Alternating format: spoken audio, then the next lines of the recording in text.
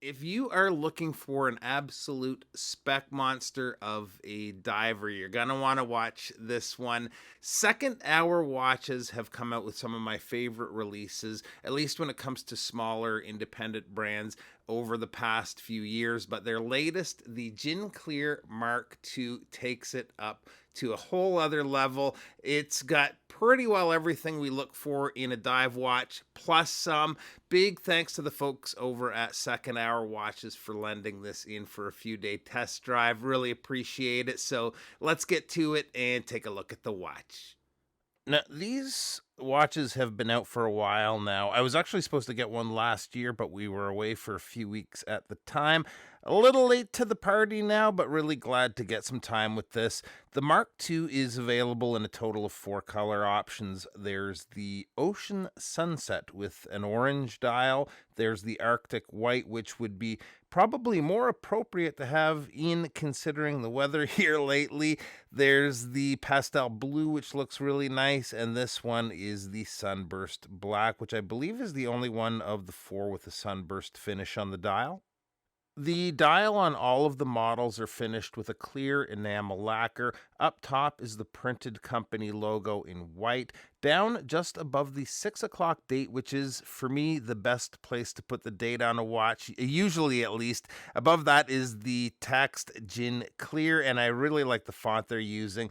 Below that in red is the water resistance of the watch. One thing that Second Hour likes to do is to divide the dial into three sections of 4 hours. So instead of having maybe a larger marker or numerals at the 3, 6, 9, and 12, they have those larger applied markers at the 4, 8, and 12. It's a different look, but it's a neat look. And as far as I know, unique to Second Hour watches.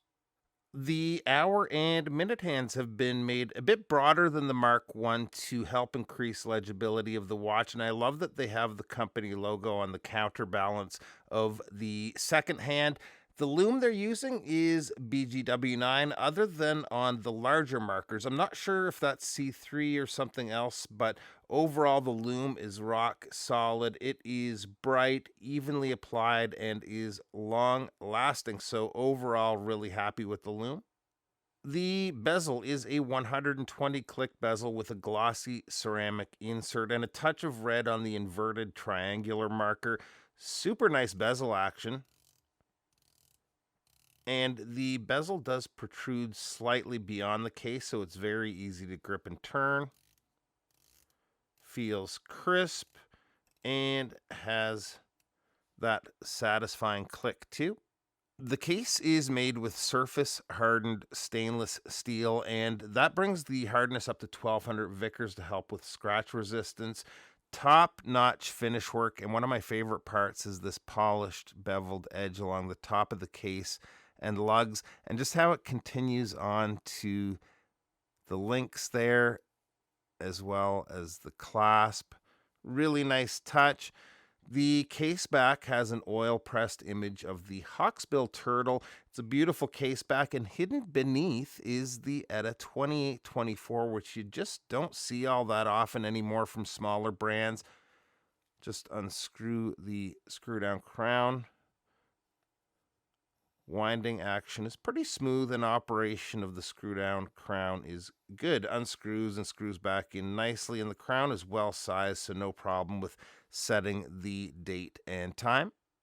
The bracelet, same as the case, is very well finished. Solid bracelet sized with screw links.